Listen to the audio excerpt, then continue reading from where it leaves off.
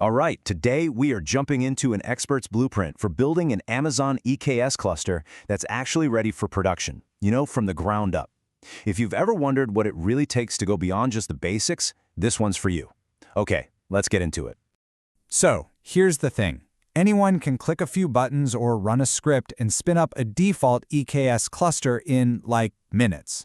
But the real question, the hard part, isn't just creating it. It's making it secure, resilient, scalable, and something you can actually see into when things go wrong. There's this huge gap between a default setup and a truly production-ready one, and that's the gap we're going to close today. We're going to tackle this in 4 big steps. First, we'll lay down a solid infrastructure foundation. Can't build a house on sand, right?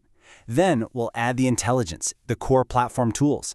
After that, we'll get into deploying our apps for maximum reliability, and finally, we'll tie it all together with automation and observability, which is key for long-term success.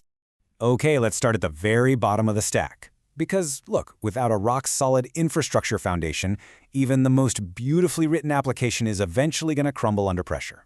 This is where we build for resilience right from day one.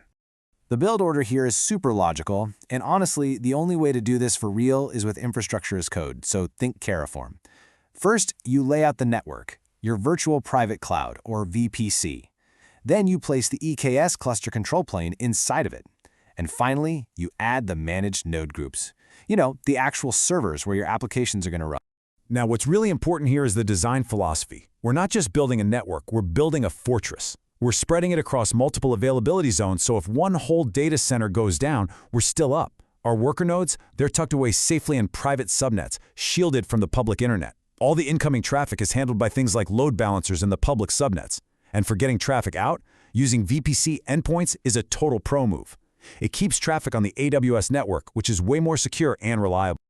All right, with our infrastructure in place, it is time to add the brains to the operation.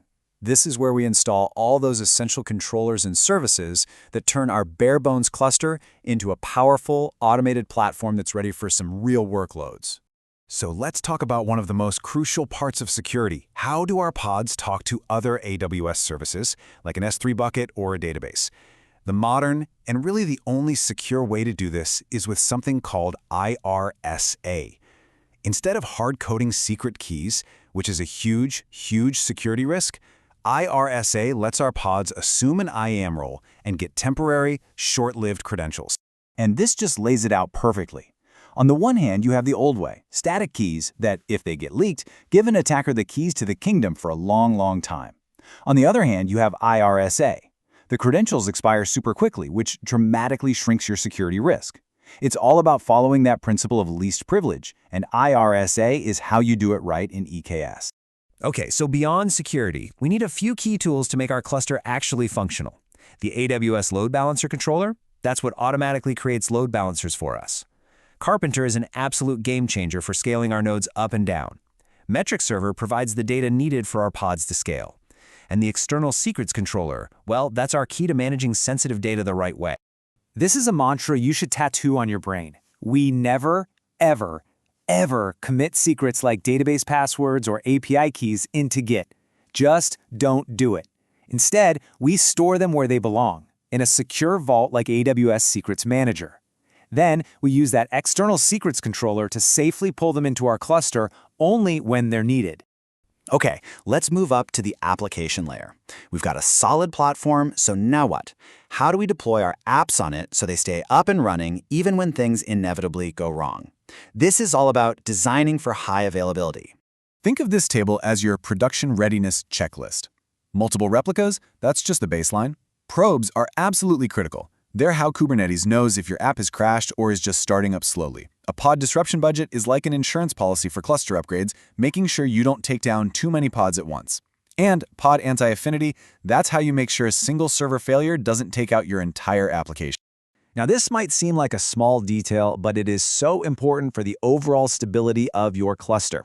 When you tell the Kubernetes scheduler exactly how much CPU and memory your app needs, you let it make smart decisions. It can place your pods on nodes that actually have enough room. This prevents those noisy neighbor problems and gives everyone predictable performance. So let's talk about scaling, because there are 2 different kinds you need. The horizontal pod autoscaler, or HPA, scales your application. It adds or removes pods based on traffic. But what happens when you run out of space on your servers? Well, that's where Carpenter comes in. It automatically adds brand new nodes to the cluster to handle that demand. They work together in perfect harmony. Awesome. Our application is deployed, it's running reliably, but our job is not done, not even close. Now we have to think about day 2. How do we handle updates? How do we deal with failures? How do we even know what's going on inside the system? This is where automation and observability become everything. In this day and age, a solid CI/CD pipeline is completely non-negotiable. It all kicks off the second code is pushed to Git. That one commit triggers this whole automated flow. First, we run our tests. Then, we build the container image, and, this is critical, we scan it for security vulnerabilities. If it passes, it gets pushed to a registry like ECR. Then we deploy it. But wait, we're not done. The final absolutely essential step is to validate it. We have to run smoke tests to make sure the new version is actually healthy before we can call it a success. Okay, here's a huge piece of advice. Keep your Kubernetes workloads stateless whenever you possibly can. What does that mean? It means your application pods can be killed, replaced, or moved at any time without losing any data. For the things that do need to save data, like a database, the best practice is to offload that job to a managed service like AWS RDS. It's literally built for high availability and keeping your data safe. This is really the fundamental question of running anything in production. A system without deep observability is just a black box.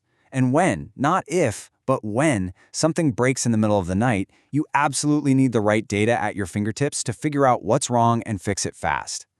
And these are the signals you absolutely have to be watching. From your user's perspective, you care about latency and error rates. At the application level, pod restarts and resource usage tell you if your app is struggling.